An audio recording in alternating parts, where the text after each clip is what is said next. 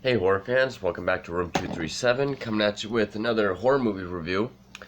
This time I'm going to the early 60s with a pretty interesting film. I've heard this title before, but I didn't really get interested in it till very recently. And that is Dementia 13, which came out in 1963. It is a black and white film. Interesting thing about this was one, I knew it had like Roger Corman's involvement. He was the producer,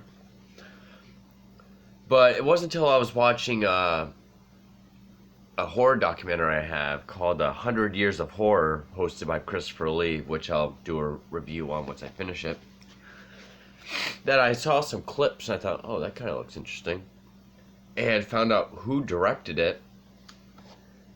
This is the directorial debut of Francis Ford Coppola.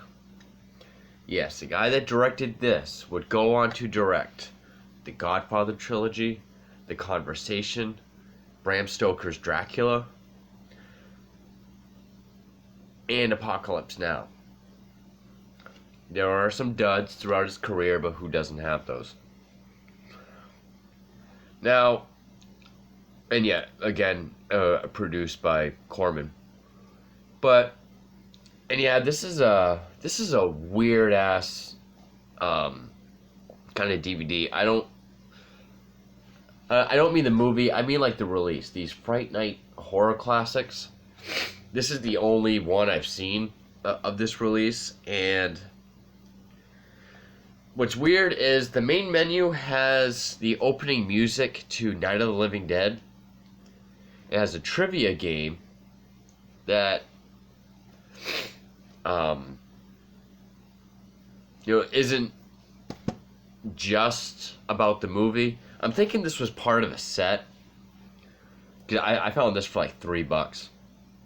And when you get one right, it shows a clip of, I swear to God, I think it's Dwayne Jones, the character of Ben, or the actor who played Ben, rather, in the original Night of the Living Dead. Which kind of got me excited, because I really like Dwayne Jones as Ben. He's one of my favorite horror heroes, or protagonists.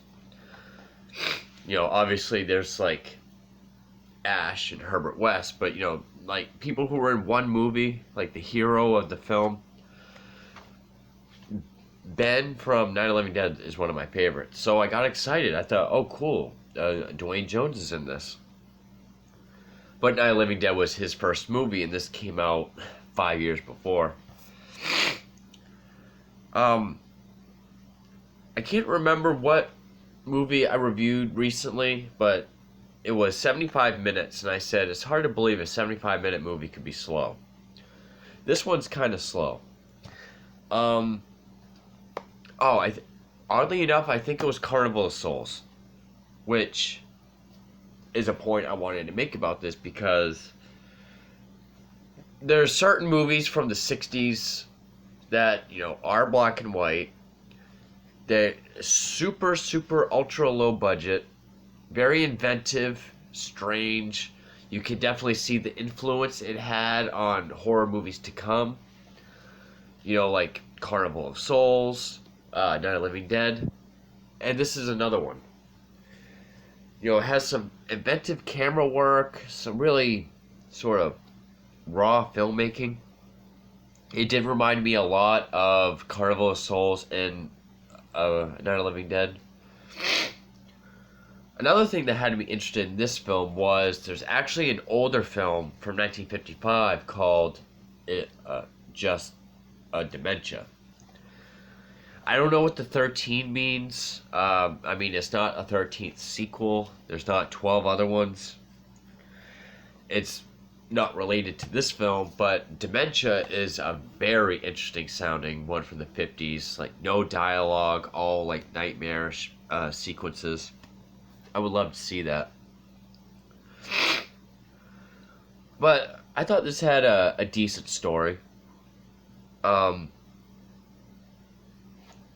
Backstory to it is Coppola, again, this is back in '63. Coppola wanted a cheap Psycho ripoff, like, because Coppola was just producing and directing films nonstop. He wanted a Psycho, just a cheap Psycho, even though Psycho already was cheap.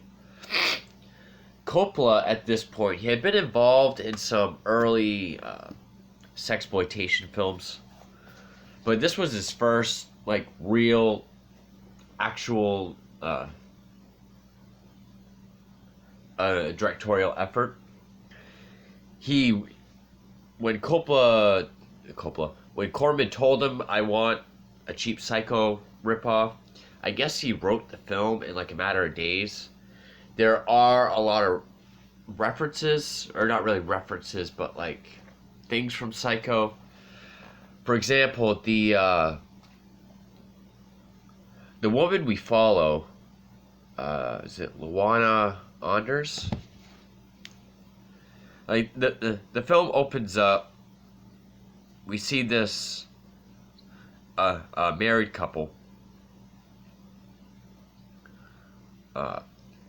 Louise Halloran and John Halloran. They're out on, a rowboat, and, again, black and white, it's nighttime. He's rowing, he tells her, right now you're not in the will, and, you're not considered part of the family. If anything happens to me before my mother, you're not going to get anything in her will. This pisses her off. The rowing causes the husband to have a heart attack. She reaches for his pills. Pill bottle's empty. And he dies. She decides to dump his body overboard. And she uses this as, it feels like it's just a big scheming, like, she types out a letter, which actually, after he sinks to the bottom, we get some interesting looking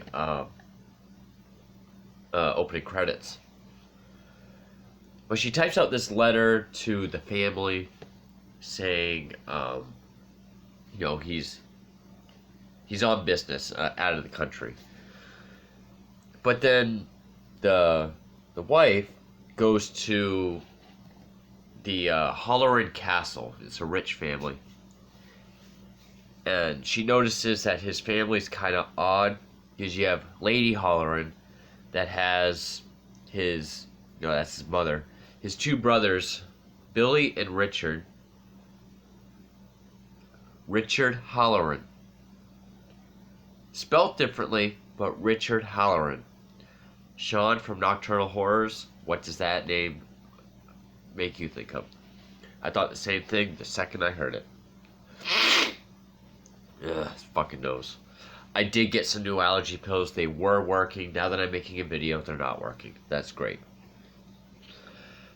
And she's there at this time where every year they conduct this ritual where they honor and mourn the youngest daughter, who was still a child. They're all adults. She drowned in the pond by the castle 7 years ago. And, the mother's really taking it hard. We learned that Richard, who's younger, he feels guilt, he has nightmares, and the wife, the woman we've been following this whole movie, this is kind of why it's kind of like Psycho. She's the Janet Leigh. She devises this plan. She is played by Luana Anders, and I thought she did a great job. I actually liked her as this character, as scheming as she was. I mean, it's not to the level of like, she's not like a Rebecca De Mornay in like The Hand That Rocks the Cradle. But during that little ceremony for the sister named Kathleen, the mother faints. because she thinks she saw a flower. When she dropped it and touched the grave, it died instantly. So Anders goes into the bedroom where the lady is, puts a towel over her head, tries to relax her, and she tells her that she hears sounds and music, like someone's trying to communicate with her from beyond. And really what she's doing is she's planting seeds in her head that Kathleen is trying to reach her mother. And with that, she's going to try to further plant the idea to get her to be part of the family and in the will, basically. The next part of her plan is she goes into Kathleen's bedroom. And I really like this scene. She's taken a bunch of dolls and toys of Kathleen's.